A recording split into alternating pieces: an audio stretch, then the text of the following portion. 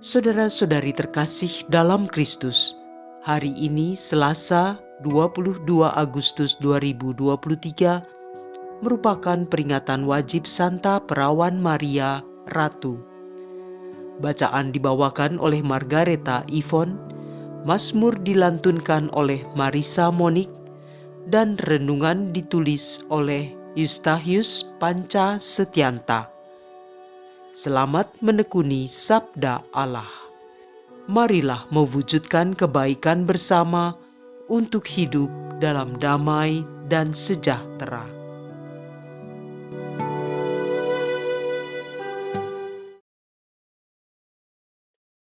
Dalam nama Bapa dan Putra dan Roh Kudus. Amin. Tuhan, Engkau memberikan kepada kami firman-Mu. Firman-Mu telah menjadi manusia dan kini menjadi bentuk kehadiran-Mu di tengah kami. Utuslah Roh Kudus yang Kau janjikan sebagai penghibur, yang mengajarkan kami makna firman-Mu itu. Kiranya inspirasinya membantu kami memahami firman yang telah ditulis dengan inspirasi ilahi.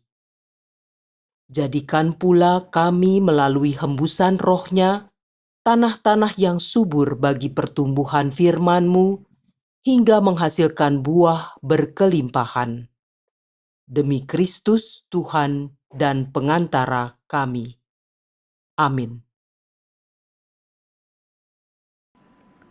Bacaan dari Kitab Hakim-Hakim, bab 6, ayat 11 sampai 24a.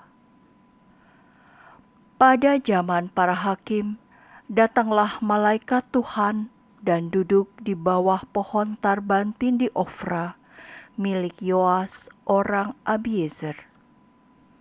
Ketika itu, Gideon anak Yoas sedang mengirik gandum di tempat pemerasan anggur, agar tersembunyi bagi orang Midian. Malaikat Tuhan lalu menampakkan diri kepadanya dan berkata, "Tuhan sertamu, pahlawan gagah berani." Jawab Gideon kepadanya, "Ah, Tuanku, jika Tuhan menyertai kami, mengapa semuanya ini menimpa kami? Di manakah segala perbuatan-perbuatannya yang ajaib yang diceritakan oleh nenek moyang kami kepada kami ketika mereka berkata, 'Bukankah Tuhan telah menuntun kita keluar dari Mesir?' Tetapi sekarang Tuhan membuang kami dan menyerahkan kami ke dalam cengkeraman orang Midian."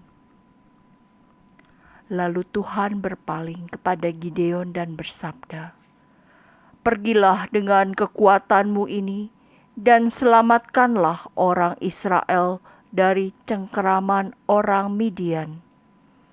Ketahuilah, akulah yang mengutus engkau." Tetapi Gideon menjawab, "Ah, Tuhanku, dengan apakah akan kuselamatkan orang Israel? Ketahuilah, kaumku adalah yang paling kecil di antara suku Manasye, dan aku pun yang paling muda di antara kaum keluargaku." Bersabdalah Tuhan kepadanya, "Akulah yang menyertai engkau. Sebab itu engkau akan memukul kalah orang Midian sampai habis."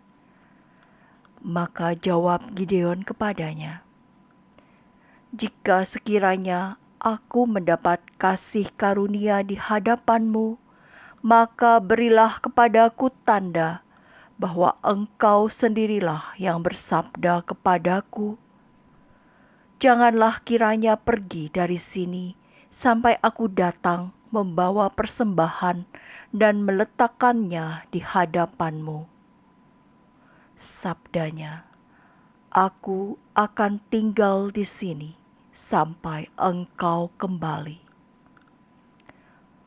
Maka masuklah Gideon ke dalam, lalu mengolah seekor anak kambing dan roti yang tidak beragi dari tepung sifa. Ditaruhnya daging itu dalam bakul dan kuahnya dalam periuk. Lalu dibawanya kepada malaikat di bawah pohon tarbantin, lalu dihidangkannya. Bersabdalah malaikat Tuhan itu kepada Gideon, "Ambillah daging dan roti tak beragi itu, letakkanlah di atas batu ini dan tuangkanlah kuahnya." Gideon berbuat demikian. Lalu malaikat Tuhan mengulurkan tongkat yang ada di tangannya. Dengan ujung tongkat itu disentuhnya daging dan roti itu. Maka timbullah api dari batu dan memakan habis daging dan roti itu. Kemudian malaikat Tuhan menghilang dari pandangan Gideon. Maka taulah Gideon bahwa itu malaikat Tuhan. Ia berkata, "Celakalah aku, Tuhanku Allah, sebab aku telah melihat malaikat Tuhan dengan berhadapan muka." Tetapi Tuhan bersabda kepadanya, "Selamatlah engkau, jangan takut, engkau tidak akan mati."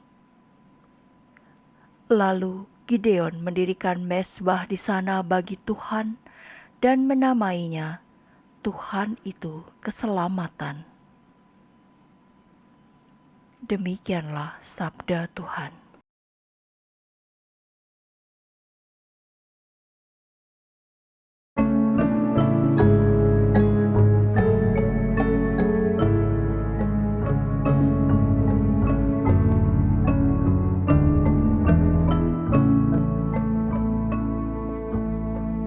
Tuhan menjanjikan keselamatan kepada umat-Nya. Aku ingin mendengar apa yang hendak difirmankan Allah. Bukankah Ia hendak berbicara tentang damai kepada umat-Nya dan kepada orang-orang yang dikasihi-Nya, supaya mereka jangan kembali kepada kebodohan.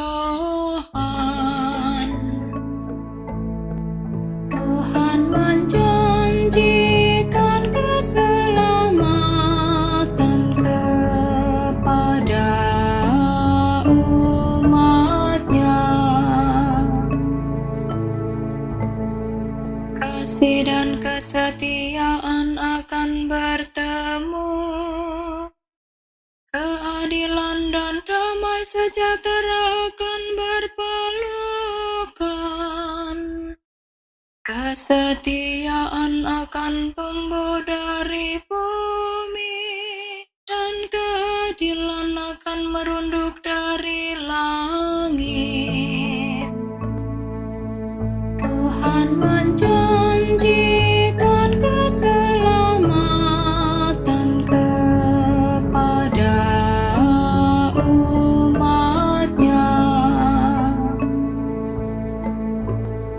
Tuhan sendiri akan memberikan kesejahteraan, dan negeri kita akan memberi hasilnya.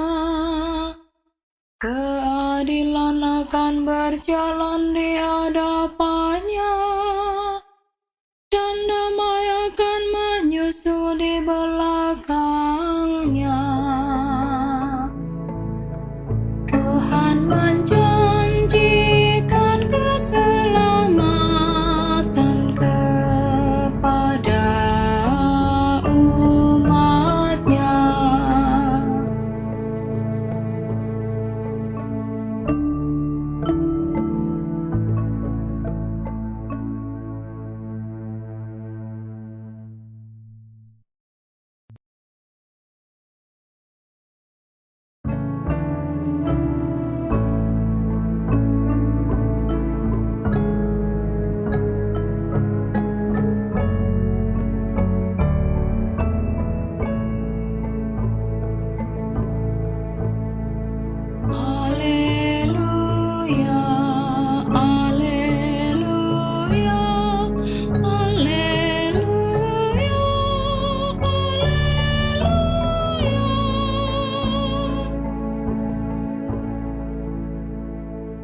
Yesus Kristus telah menjadi miskin sekalipun ia kaya,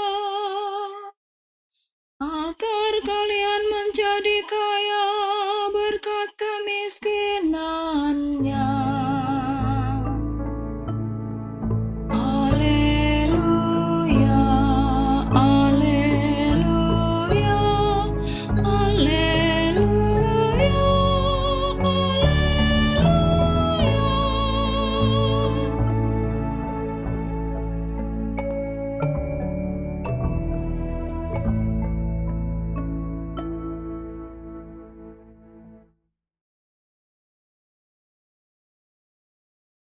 Inilah Injil suci menurut Matius, bab 19 ayat 23 sampai 30.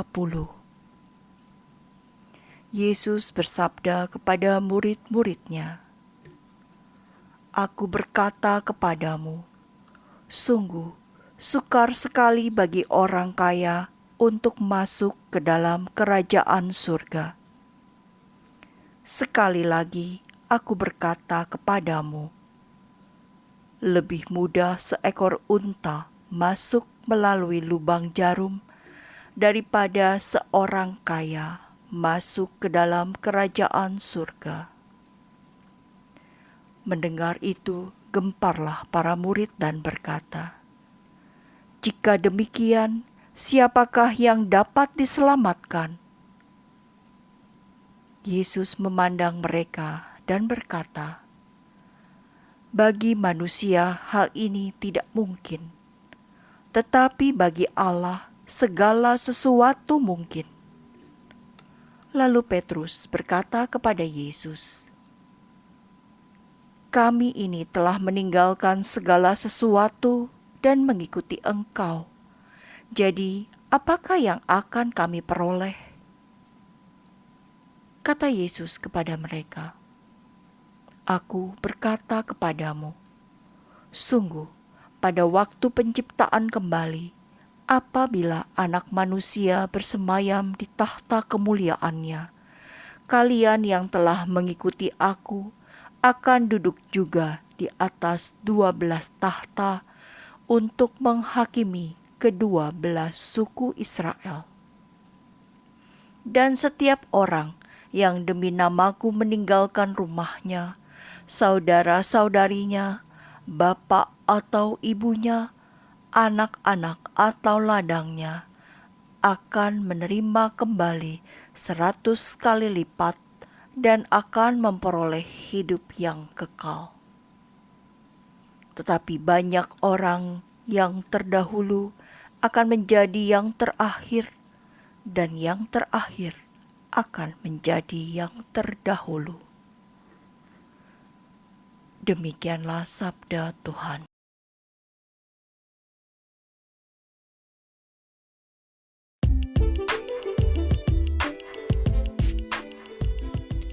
Lebih mudah seekor unta masuk melalui lubang jarum. Renungan dibawakan oleh Maria Monica.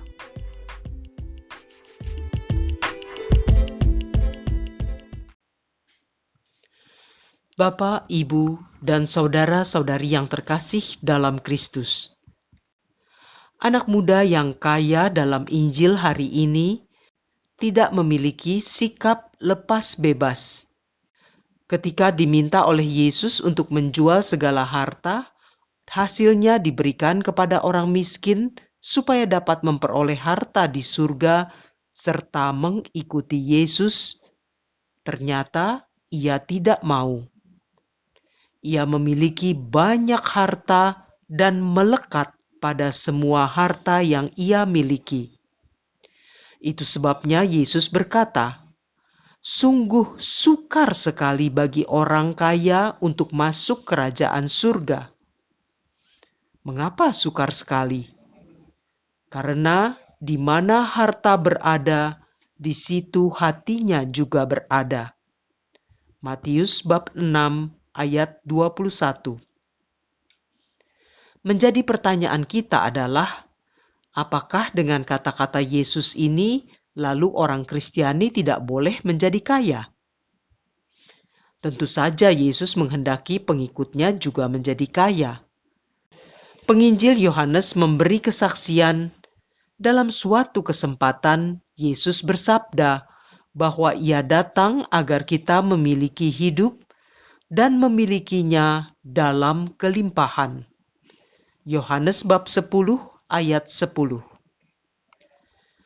Menurut Santo Paulus, Yesus adalah Allah yang kaya raya, rela menjadi miskin supaya manusia yang miskin dapat menjadi kaya.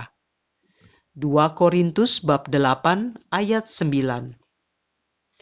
Nah, ini berarti Tuhan Yesus bukan anti orang kaya, tetapi anti dengan orang yang tidak memiliki sikap lepas bebas karena mereka melekat pada harta duniawi. Maka Yesus berkata, lebih mudah seekor unta masuk melalui lubang jarum. Apa maksud lubang jarum itu? Unta dalam bahasa Yunani disebut kamelos. Kata ini secara harafiah berarti tali tambang, atau diperkirakan bahwa di Yerusalem pernah ada gerbang kecil bernama lubang jarum yang rendah di mana semua unta harus membungkuk ketika melewatinya. Dengan demikian, Yesus mau mengatakan bahwa orang kaya itu pasti mengalami kesulitan untuk masuk surga ketika mereka terlalu terikat kuat dengan harta kekayaannya. Dampak dari pernyataan Yesus adalah para murid saling bertanya tentang siapakah yang kiranya dapat diselamatkan. Para murid itu sudah meninggalkan segala-galanya. Dan Yesus menjawab bahwa bagi Allah tidak ada yang mustahil. Bapak, Ibu, dan saudara-saudari yang terkasih dalam Kristus, orang yang meninggalkan segala-galanya demi kerajaan surga akan menerima kembali 100 kali lipat dan hidup kekal.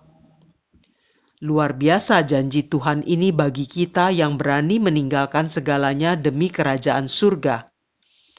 Mari kita mengubah cara pandang kita terhadap harta kekayaan, sehingga orientasi kita berubah kiblatnya hanya kepada Tuhan. Dia adalah pencipta kita, dan hanya kepadanya sembah dan bakti kita. Jika Tuhan telah mengasihi kita, semestinya kita juga berani berbagi untuk pelayanan kepada Tuhan melalui sesama kita.